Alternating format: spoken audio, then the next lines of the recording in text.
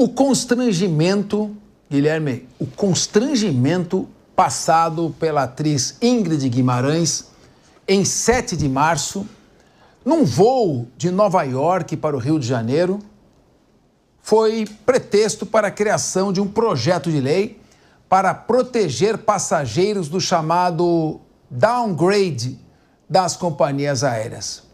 O projeto cria uma regra no Código Brasileiro de Aeronáutica que proíbe o remanejamento de assentos sem o consentimento de passageiros alocados em classes diferentes. A proposta proíbe, abre aspas, expor a constrangimento o passageiro que se recusar à oferta de troca de assento. O texto ainda prevê que o passageiro que vier a ser realocado para assento de categoria diferente da adquirida terá direito à compensação.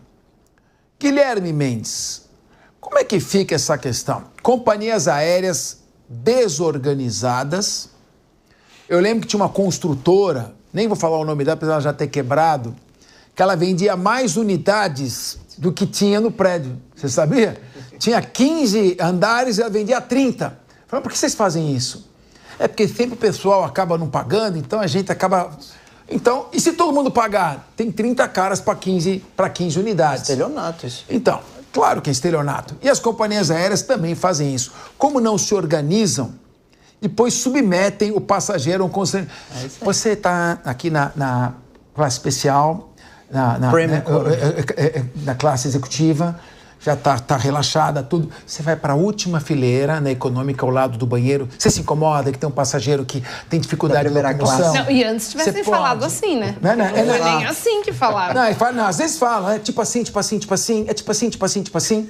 Meu querido Guilherme Mendes, tipo assim, tipo assim, tipo assim, você concorda com o projeto que protege os passageiros deste pedido que simuladamente é um pedido gentil, mas, na verdade, é uma cafajestada desorganizada. Eu queria ouvir você, Guilherme Mendes, o defensor dos consumidores. Ou vai fazer média com as companhias aéreas? Jamais, jamais. E o maior defensor dos consumidores que eu conheci está aqui, ó, Fernando Capês. Diretor do Procon. Durante 4 anos brigou muito ali no Procon para defender os consumidores. Eu vou te falar, viu, meu irmão? Na minha época não tinha moleza, não, viu? Eu sei disso. Não tô criticando ninguém, não. Mas na minha época não tinha moleza, não. E Capês, uma coisa só que aí é uma crítica, aí acho que justa ao judiciário brasileiro, se é que aqui a gente vai falar de direito consumidor, é a não aplicação do mecanismo, como acontece muitas vezes nos Estados Unidos, em que você aplica penas não só para ressarcir o dano vivido por aquele consumidor que experimentou uma experiência ruim, mas a pena educativa para que aquela atitude não volte a se repetir. A gente tem aqui uma série de empresas de uma série de segmentos que têm práticas contra o consumidor reiteradas e que muitas vezes o fazem já esperando eventualmente uma outra ação, porque também as pessoas às vezes deixam para lá e isso estimula a repetição. Mas na hora em que essas empresas fossem apenadas com valores altos, justamente para coibir a reincidência e que então se destinasse esses valores não para aquela vítima, porque ali foi uma questão casuística, mas para um fundo de compensação ou então para a educação dos consumidores, eu acho que talvez essa realidade mudasse. Se ali essa atriz entrar com uma ação, ela vai receber lá uma indenização de 15, 20 mil reais, alguma coisa assim.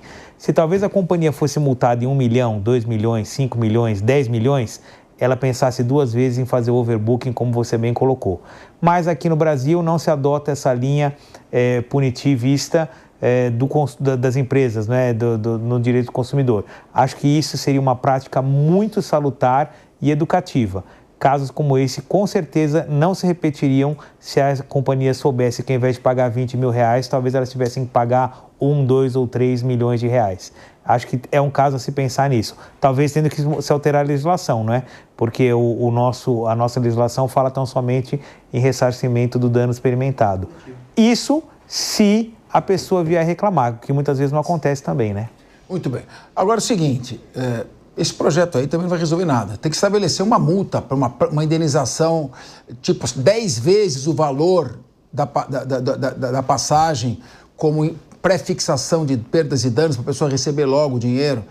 Constrangimento, isso não vai dar nada, isso é ajudar de pequenas causas. Então faz projeto, faz direito, consulta quem sabe fazer. Minha querida Cíntia Nunes, eu queria o seu comentário a respeito disso, porque realmente as companhias aéreas, você viu aquela situação? A pessoa comprou o corredor. Ela compra o corredor por motivo que ela se sente mais solta, tem mais acesso ao corredor, mas ela vai na janela. Porque na janela, a hora que está pousando o avião, ela levanta a janelinha, ela tem aflição de pousar. Ela precisa ficar na janela por uma insegurança qualquer. Aí chegou uma senhora com o filho, com a criança. Se incomoda de sair aqui para meu filho? É a primeira vez que está viajando, ela quer ver a janelinha. Você se incomoda de sair? Eu me incomodo sim. Começa aquele negócio, a pessoa vai parar na internet e tal. Todo aquele barraco que a gente já sabe. Eu queria ouvir você. Isso tudo não é fruto da desorganização da companhia aérea? Bom, vamos lá, Capês. Eu acompanhei esse caso, né, assim, pela mídia, vi, e até tem uma discussão aí que parece que não foi a mãe que colocou, foi outra pessoa que estava filmando, mas de toda forma, sim, em parte, né, que são coisas, esses dois casos, eles envolvem situações diferentes. Basicamente, as companhias têm uma conduta, normalmente essas companhias que são internacionais, até o obstáculo da língua, pelo que eu vi a Ingrid Guimarães falando, até o obstáculo da língua que ela ficou meio até sem saber exatamente o que ela respondia, o inglês deu aquela travada na hora. É mais fácil a gente defender os nossos direitos na língua pátria, né?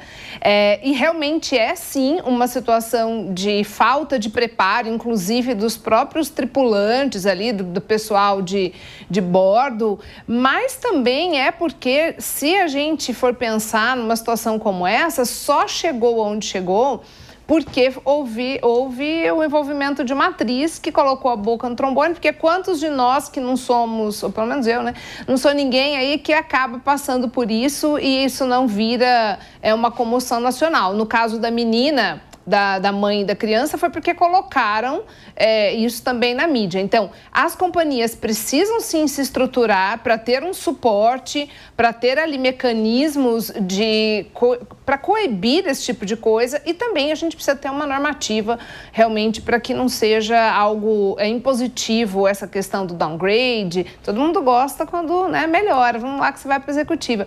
Mas você pagou a sua passagem, tem o direito de ir onde você escolheu. Então, qualquer coisa que venha nesse sentido, precisaria, até para não ser uma violação do direito do consumidor, pelo menos advir de uma conversa e uma contraposição financeira ali. Se a pessoa topar, tudo bem. Se não, é um absurdo, é um pouco o caso. Johnny Bellucci. Pois é, Capês, me parece que na legislação, ou a própria companhia já adota um reembolso, né, um pecúnio ali, paga algum valor para a pessoa, ela realmente fez ali todo o escarcéu, né? Há uma animosidade de grande parte da população por essa atriz, por suas posições políticas, né? Muita gente acabou até gostando do que aconteceu com ela, mas o fato é que é ruim, é uma situação ruim, mas assim, ela viajou, né? Só diminuiu a classe e tem um ressarcimento ali, né? Paga-se um valor também. Eu acho que ela fez uma grande tempestade ali. E não é indenizado na hora, viu? Depois, mas tem um valor depois, assim. E o que aconteceu, como a Cíntia mencionou, foi que ela não sabia falar inglês direito. Ali ficou uma situação bem confusa e ela se sentiu constrangida, mas a gente sabe que nos Estados Unidos essa comunicação é bem mais direta, né? Não tem uma coisa mais brasileira. Teve um casal aí, todo mundo viu, são de Santos, né? Estavam protestando porque compraram para voltar de Miami a São Paulo na emergência. O rapaz fala inglês, mas que é um inglês meio macarrônico. E aí, em vez dele falar que fala fluentemente, ele quis falar não, mais ou menos. Aí não vai na área de saída de emergência. Na área de emergência. Começou aquele bate-boca, já joga a pessoa no chão, vai algemando, foi preso. Quer dizer, então, claro a cultura deles é assim, não é igual aqui. Exato. Não estou falando que está certo eles ou não. Eles são estúpidos, vamos falar português, mas segue aí. Não, é nesse sentido, a cultura americana é nesse sentido. E o que me parece que é uma dificuldade de comunicação da atriz com os tripulantes, não rolou a comunicação ali no inglês, e normalmente esse inglês de aeroporto, né? Então é difícil também. Mas assim, já pelo que eu entendi, haveria uma recompensa para ela pela questão do chamado downgrade, mas eu acho que não agora, o Bellucci, legislação, né, para isso. Como é que foi o barraco? É isso que eu quero saber. O que aconteceu? Parece que ela rodou a baiana lá e quiseram tirar ela do lugar, ou ela foi educada, não conseguiu falar. Eu não sei, eu não vi. Eu não vi também. Eu vi. Você viu? O Guto aqui, o Luiz Augusto Durso, quer falar. e depois a Cíntia pode Nunes ser, também. ele sabe pra falar. Eu quero ouvir você. Afinal de contas, como é que rolou isso aqui? Porque o jeito que você fala, você vai ser da janela? Não, não vou, eu gosto da janelinha. Você vai na executiva? Vou. Você se incomoda? Me incomodo, claro. Mas calma, você quer saber do caso quero saber da do menina caso- da janela ou da Ingrid Guimarães?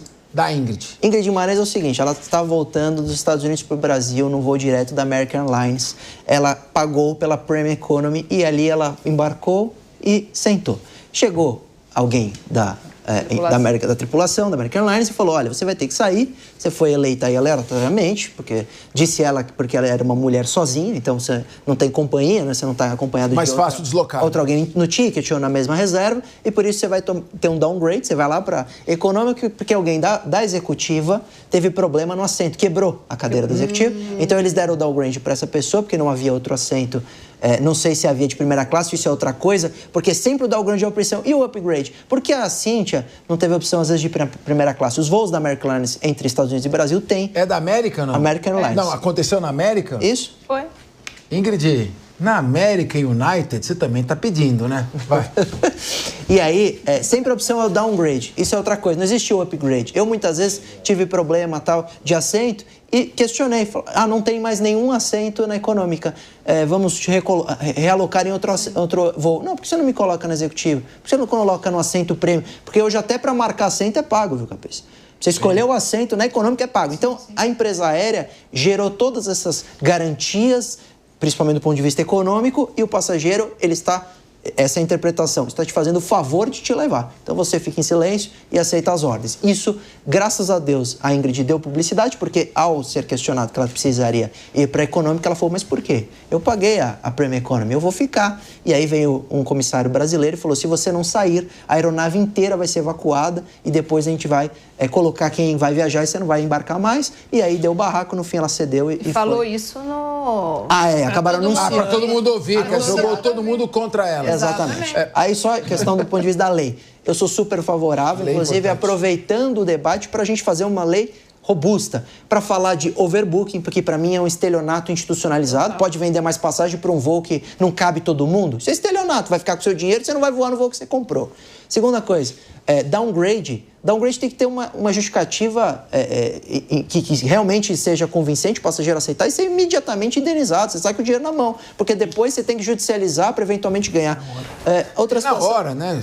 Despacho de mala. Hoje, agora, você chega com mala de mão, você é obrigado a despachar, você tem eletrônico, a resolução 400 da ANAC. Eu mesmo tive um problemaço com a Gol, uma empresa que traz, muitas vezes, um atendimento ao consumidor horroroso, e eu tive, pessoalmente, esse atendimento, como tantos clientes que nos contam relatos. A Ingrid falou que recebeu milhares de mensagens, e eu acredito, porque a experiência do consumidor hoje em empresa aérea, normalmente, é uma experiência negativa, não é uma experiência positiva. Então, como que a gente pode permitir que essas empresas vendam mais e não entreguem, sendo que para eles, para marcar assento, você tem que pagar? Nunca o upgrade é uma opção. Não existe mais bonificação de upgrade, mas o downgrade para eles é permitido. Então, a gente precisa voltar ao equilíbrio.